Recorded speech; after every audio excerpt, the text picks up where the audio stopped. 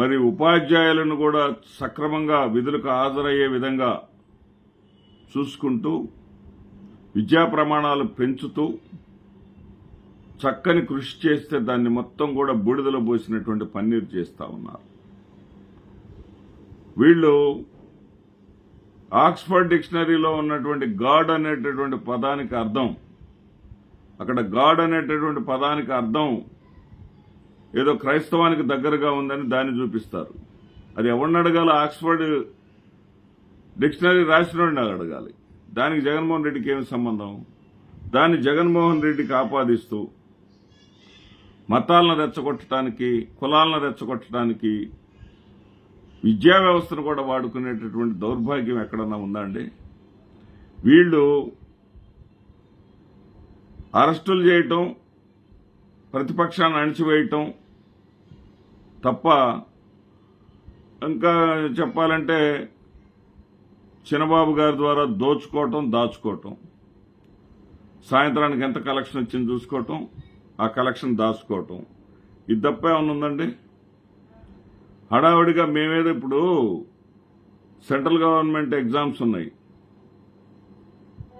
NCERT ఉన్నాయి, అవి ఎప్పటికొస్తాయి? 40 days minimum time తీసుకుంటారు వాళ్ళు. 2 months టైం కూడా తీసుకుంటారు. జాగ్రత్తగా చూసి మూల్యాంకనం చేసి ట్యాబ్లెట్స్ని కూడా కరెక్ట్గా వేసి రిజల్ట్ ఇస్తారు. ఇక్కడేంటి, మేము ముందున్నాం, మేము అన్నీ బాగా చేస్తున్నాం అనిపించుకోవడానికి హడావుడిగా ఇచ్చేశారు రిజల్ట్. పోనీ ఆ 10th క్లాస్ ఏమన్నా విద్యా ప్రమాణాలు పెంచి వచ్చిన రిజల్ట్ అయినా సరే ఏమిటంటే ఒక 3 పేపర్లని డిసెంబర్ మాసం నుంచి చదివించారండి. 3 పేపర్లని ప్రభుత్వ స్కూళ్లకి ఆ పేపర్లను 3 పేపర్లని సరఫరా చేశారు. ఆ 3 పేపర్లని మాత్రమే ఆయా పాఠశాలల యాజమాన్యాలు చదివించాయి. మరి ఆ డిఈఓ స్థాయి ఇన్స్పెక్షన్ కానీ ఎంఈఓ స్థాయి ఇన్స్పెక్షన్స్ కానీ వచ్చినప్పుడు ఆ పేపర్లు చదివించారా? తీరా యాన్యువల్ ఎగ్జామ్స్ లో ఆ పేపర్స్ కు సంబంధించినవి మాత్రమే ప్రశ్నలు వచ్చినాయి. ఒక్కో పేపర్లో 30%, మరో పేపర్లో 40%. ఆ పేపర్లకు సంబంధించి ఆ 3 పేపర్లలోనే ఎత్తి మళ్లీ ప్రశ్నలు ఇచ్చారు. ఇది విద్యా ప్రమాణాలను ఎట్లా పెంచడం అయింది? విద్యార్థులను బట్టి పెట్టించి చదివించి 10 సార్లు రాయించారు డిసెంబర్ నుంచి మార్చి లోపు. ఆ 11వ యాన్యువల్ ఎగ్జామ్స్ లో ప్రజెంటేషన్ చేయటం. 600కు 600 మార్కులు రావటం ఏంటండి? ఎక్కడనుందా 600కు 600 అనేది చరిత్రలో ఉందా అంటే మా లోకేష్ బాబు వచ్చారు 600 మార్కులు వచ్చేసినాయి. అది మా లోకేష్ ప్రతిభని చూయించుకోవడానికి. 600కు 600 ఏంటి? కనీసం లాంగ్వేజెస్ లో ఒక్కొక్క మార్కున తగ్గించాలి కదా. తెలుగులో 1 మార్కు, ఇంగ్లీష్లో 1 మార్కు, హిందీలో 1 మార్కు తగ్గించాలి కదా. ఆ 3 మార్కులు పోతే 597 అన్నా వేయాలి కదా. 600కు 600 అండి. ఇప్పుడు వీళ్ళు చేసినటువంటి నిర్వాహకం ఏంటంటే వివరణ ఇచ్చుకునేదాకా వచ్చింది. వాళ్ళు ప్రభుత్వ పరంగా వివరణ, ఇది మనం చెప్పిన వివరణ కాదు. ఆ వివరణ ముందు చదువుతున్న ఆంధ్రప్రదేశ్ ప్రభుత్వము పత్రికా ప్రకటన విషయం ఎస్ఎస్సి పరీక్షల రీకౌంటింగ్ దోషాలపై వివరణ సంబంధించి ఇటీవల నిర్వహించిన ఎస్ఎస్సి మార్చి 2025 పరీక్షల రీకౌంటింగ్ ప్రక్రియలో దోషాలున్నట్లు కొన్ని ప్రసార మాధ్యమాలలో వచ్చిన వార్తలకు సంబంధించి శాఖ ఈ క్రింది వివరణ జారీ చేయదలిచింది. ఇప్పటివరకు మొత్తం 64,251 పునఃపరిశీలన రీవెరిఫికేషన్ ఎన్నండి 64,251 అంటండి దరఖాస్తులను మరియు 2,112 రీకౌంటింగ్ దరఖాస్తులు అందాయి. ఇక్కడ జనరల్గా ఏంటంటే కౌంటింగ్ లేదో తేడా పడిందని రీకౌంటింగ్ దరఖాస్తులు ఎక్కువ అందుతాయి, రీవెరిఫికేషన్ దరఖాస్తులు తక్కువ అందుతాయి.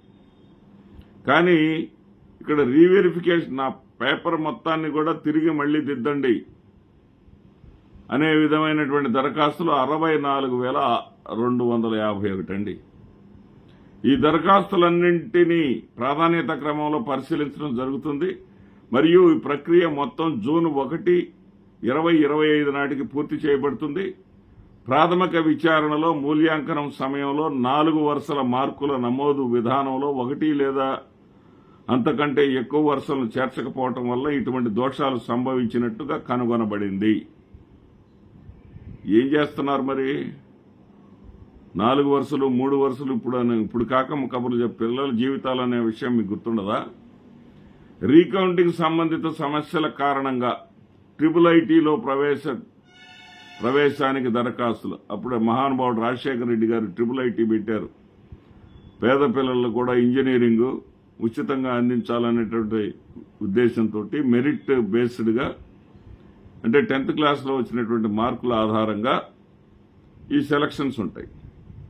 ఈ సెలక్షన్స్ రేపు మొట్టమొదటి ప్రక్రియ జూన్ 5 4 విడతలుగా జరుగుతుంది.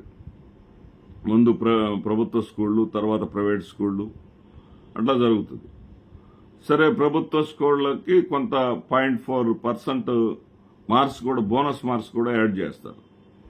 సరే, సబ్జెక్ట్ వైజ్గా యాడ్ చేసేటటువంటి ఈ క్రమంలో జూన్ 5వ తేదీన ఫస్ట్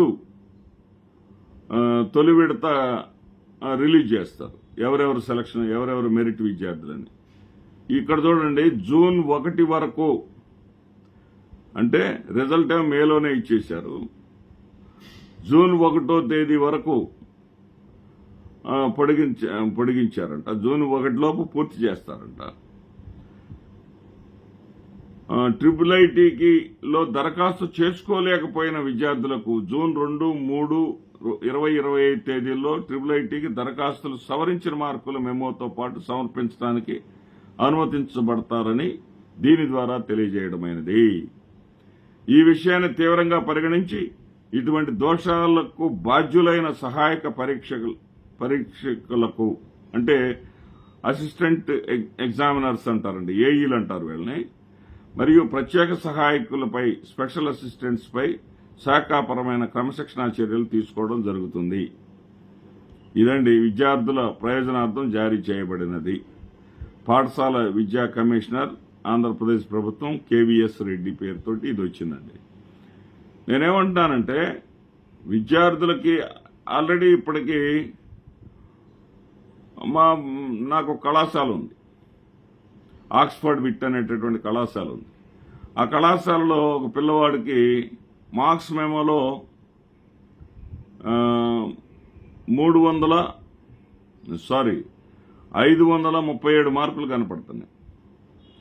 537 మార్కులు కనపడుతుంటే 537 అని చెప్పేసి నేను ఎంటర్ చేస్తా ఉంటే ఆ స్టూడెంట్ వచ్చేసి, సార్ నాకు రిపోర్ట్ మార్క్స్ ఉన్నాయి సార్, 7 మార్కులు యాడ్ అవుతున్నాయి సార్, మాకు ఇన్ఫర్మేషన్ ఉంది సార్, రిపోర్ట్ మార్క్స్ అనే సిస్టమ్ ఒకటి వచ్చింది సార్ కొత్తగా, అంటే రీవెరిఫికేషన్ తర్వాత నాకు యాడ్ అయ్యేటటువంటి మార్కులను కూడా కలిపి 543 అని రాయండి సార్ అని చెప్పేసాను. అది ఏంటండి, ఎక్కడుందండి ఈ దౌర్భాగ్యం? అసలు విద్యా వ్యవస్థను మీరు ఏం చేయదలుచుకున్నారు? రాజకీయ కక్షలు, రాజకీయ కార్పణ్యాలు ఇవి కాదండి.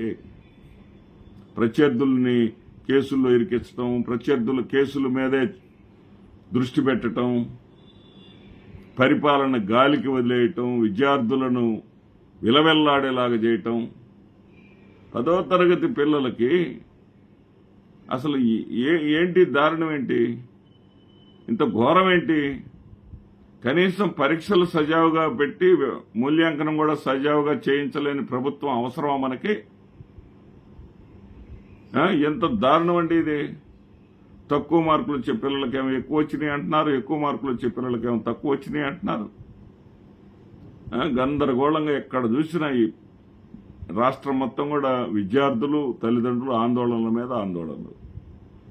ఆ IIIT కోసం మాకు ఇంకా మార్కులు వచ్చేయండి, మేము అన్యాయం అయిపోయామని చెప్పేసి ఏడుపులే ఏడుపులు. ఏంటి పరిస్థితి?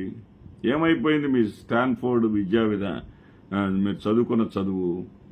అంటే మీ రెడ్ బుక్ మహానాడులో కూడా రెడ్ బుక్లు చూసి కొంతమంది చుచ్చుపోసుకుంటున్నారు, కొంతమంది బెడ్ల మీద పడుకుంటున్నారు, కొంతమంది రోగాలు తెచ్చుకుంటున్నారు.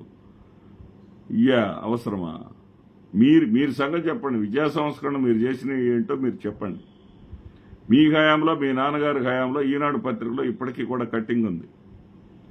3 ప్రాంతాలను సెలెక్ట్ చేసుకొని, ఉత్తరాంధ్ర నుంచి ఒక ప్రాంతాన్ని, కోస్తా రాయలసీమ నుంచి ఒక ప్రాంతాన్ని, కోస్తా నుంచి ఒక ప్రాంతాన్ని, రాయలసీమ నుంచి ఒక ప్రాంతాన్ని ఎంచుకొని 3 ప్రాంతాల్లో మీరు సీసీ కెమెరాల మధ్య 10th క్లాస్ ఎగ్జామ్స్ నిర్వహిస్తే 50% మించి రిజల్ట్ రావాలి. కానీ ఆ సంవత్సరం స్టేట్ పర్సంటేజ్ మాత్రం 90% వచ్చింది.